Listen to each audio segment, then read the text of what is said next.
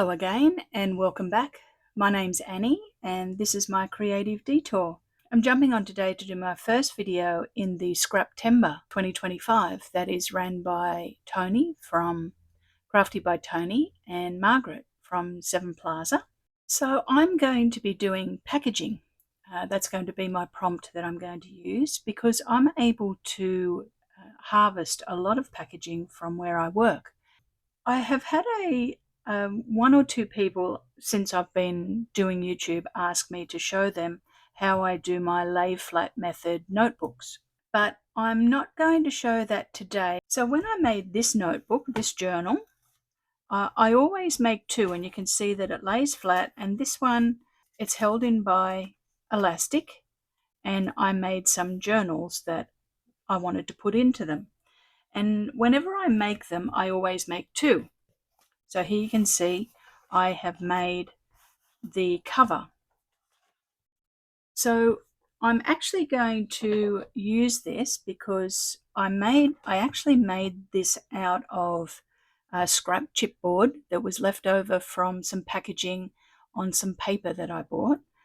You know how on the backs of some of your paper you get chipboard? And I made the cover out of that, and then I just covered it in craft cardstock, but you could cover it in brown paper or whatever in some packaging. So I'm going to use this today, and you can see that I've already punched the holes in it. But if you are interested in seeing how I put this cover together, leave a comment below, because if I get enough people interested in it, I'll do it sooner rather than later. Now I have made some signatures to go into this, but I'm not going to stitch the signatures together. I will show you the signatures that I've made out of packaging, but let's get the elastic in first. I'll show you how I do that. So you can see that it's a chipboard cover, and I've actually decorated the back already, and it lays flat, and then we put some elastic through the holes, and then we can threadle in our signatures. And you can either make those signatures out of packaging like I have, or you can make them out of paper or scrapbook paper or notebook paper. You can put together a few notebooks like I did in the last one, and I made a lot of that out of book pages. So you can do whatever. You can put whatever you want in your notebooks that go in it. So I'm just going to, you can see that I threaded it through. I'll find my scissors, and I'm going to pull it firm but not ridiculously firm, because I don't want it to bow the cover. Do over, under, under, over, and pull a knot. I'll just move that to the center a little bit. There we go. That will be fine. I'm using some 2.5 millimeter elastic. You can see I got it on clearance actually. I got 15 meters for $4. That was a bargain, wasn't it? Now you could put pockets or whatever in this if you wanted to. You can see in this notebook that I did, I've put some pockets in here in this journal, and I'm using this as my nature's journal. So for the challenge today, I wanted to use as much packaging as I could. So I have created two signatures, and you'll see that it's out of different types of packaging. So this is this ribbed packaging, and it's nice and squishy, and I actually just glued that onto some brown packaging just to give it a little bit more stability, and that's kind of my cover. And then I have a brown paper bag that is for mushrooms, a mushroom bag left over from the supermarket. And then I have this green packaging, which is really interesting because I wanted to put something green in there because one of the prompts is green, and some things on my cover are green. Now this packaging is from a carton of apples at the fruit market. So you know how when you go to the fruit shop, sometimes all of the fruit is sitting in a cardboard box, and then it's got this formed, bubbly packaging underneath it. You can see that that's where one of the apples would have been sitting, and there's another one. And I just flattened it down and used it as a page. This one here is from the deli. So I bought some chicken legs. We don't live very far from the supermarket. So I brought them straight home and I unwrapped them so that they didn't leak onto the white paper. And I kept the packaging from the delicatessen in the supermarket. Now this is really interesting, this packaging. Now it's called honeycomb packaging, and you can see that I have a big piece here. So what I did was I actually glued this piece down to a piece of brown paper and put some weight on it and left it overnight. And then that created this piece of paper for me to do something on in my journal. Now I'm really looking forward to working on this page because one of the prompts is texture. And this is, you can hear it, it's highly textured. Then I have another one of those apple pages, another delicatessen one, and some brown paper that was just some packaging off of some stock that I unpacked at work.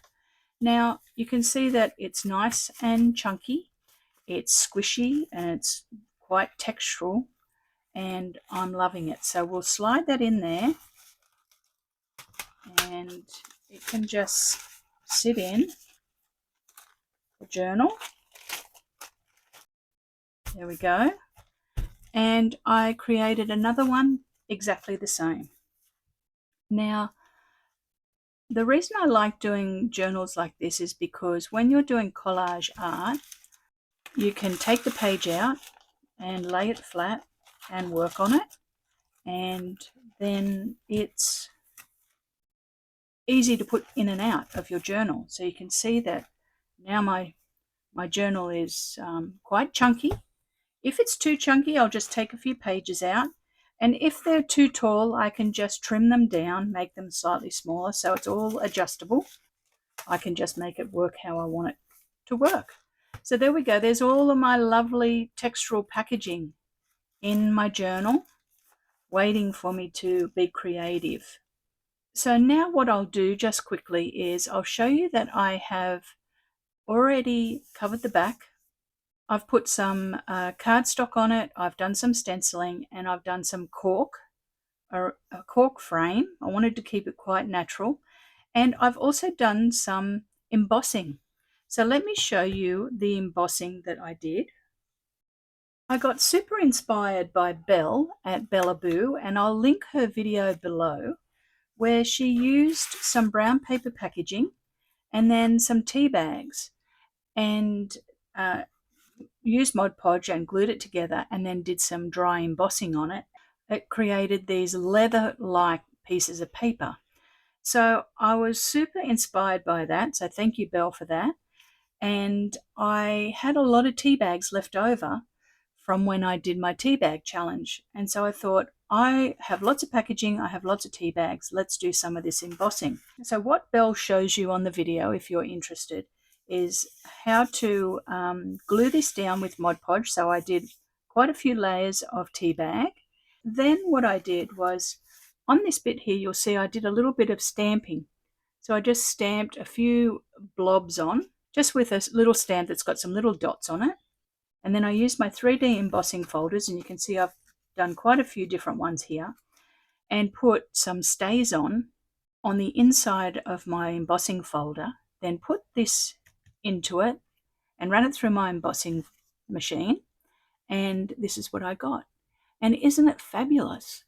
And it feels like like a very thin leather. So I did a rattan one, which I've used on the cover. It's like, you know, rattan out of a chair.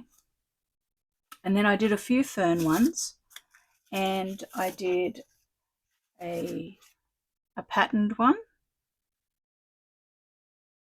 And then I did one with, this one's got black stays on, and then this one has got spiced cinnamon, I think it is. And this one's got text on it. And they're quite sturdy. They're not going to tear easily. And I also did a little bit of playing, and on some of that white paper from the delicatessen, I first glued on some of that honeycomb packaging, this one, and just let that dry overnight. And then once it was dry, I compressed it down, and then put some tea bag over the top of it, and then let it dry. And then I did the same process where I put some StazOn ink and put it through the embosser. Now you can see that this one turned out looking like snakeskin. So if you're looking for snakeskin, this is a really great way of doing it. So white paper, or some lighter colored paper, then some of that honeycomb packaging, tea bag, and then do your stamping and embossing. This was a little bit too textural for me. I much preferred the rattan one or this fern one, but nevertheless, they all turned out fabulous, and I'll definitely have some fun playing with those. So as you can see, on the back of my journal here, I used some of that rattan. Now let's put together the front cover, and I have done already quite a bit of the prep because I wanted this to be more of a show and tell, a project share. So let's glue our front together so you can see that I have a piece of cream or vanilla coloured cardstock, and then I have some cork, and this is cork paper. I got this from Stampin' Up! Many years ago. I have quite a lot of Stampin' Up! Products because I used to do a lot of Stampin' Up! When I first came back to paper crafting. I think it was before COVID. I started doing some Stampin' Up!, doing some craft with my mother. That was one of the easiest way to get supplies here in Australia. But I have some fabulous products from them, and I want to keep using what I've got rather than buying new ones. So I know that it's not ideal because it means that you can't necessarily get it anymore, but I need to use what I've got. Okay, now what I'll do with that first is I'll just stick in a little bit of scrap because I want that to be at the same level. So I'm just going to cut this down and glue it into the hole. And the reason I cut the hole out of the center of the cork was because I didn't want to waste the cork. I want to save as much of it as I can for another project. So I'll just fill that in so it's a little bit more level. This challenge looks amazing. So many fantastic prompts. So what I decided to do was to pull up things that were off my desk, do a little bit of a collage for the front of what's on the prompt list. So I'll just pull up the prompt list. So we had obviously packaging because that's what my journal's using up. And I did a little bit of a collage. So you can see here's this rattan looking embossed treatment. I also wanted to put on some things that were on the list. So you can see in the background here, I have a little bit of green. Now that's left over from, I've got tea bags everywhere. So I cut up a little piece of the tea bag off the desk. Here's some of that packaging from the apples. These circles here and this one are from my happy scraps that I did on my last video. And so I had a few circles around. Here's another one. Some happy scraps. So I had that hanging around my desk.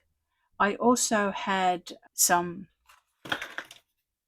embossing that I did on a few cards ago in the full deck challenge. So I've tucked a little bit of that in as well.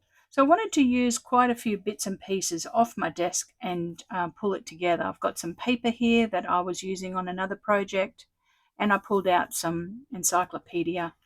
So you can see that I've just done a nice little collage that has got a few things on it for what's coming up. So something green is on the prompt list. The number 5 is on the prompt list. as you can see, I wanted to put a few things on there that were on the prompt list or were hanging around my desk. So let's just glue this on.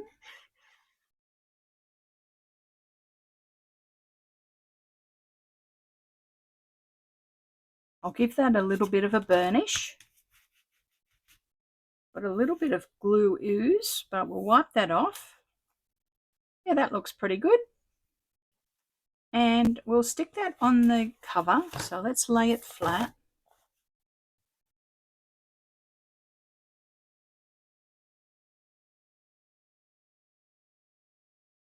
Now, when you're making these journal covers, you don't have to use really thick chipboard, because you can see that by the time you put on a few layers on the front of it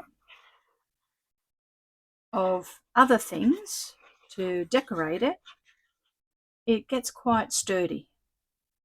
But I think that the chipboard that I used on here was around about 2 millimeters. Let's just hold that up to see if it's straight. I'll give it a burnish. And I have a tiny little clock that I have made out of a jump ring. I'm going to put it there just for a little bit of dimension. And I wanted to put clocks on here because it's time for me to clean up all of my scraps. And that's the significance of the clock on the front of my journal. I have so many bits of scraps everywhere, and it's very timely that Toni and Margaret are doing a challenge for you to use your scraps, because it's definitely time for me to process some of mine and do something with them or move them on to recycling. That's why I wanted to put that little clock on there, and I've got the clock up there. So there we go. We've got a journal made out of packaging for the challenge now that I'm going to work in.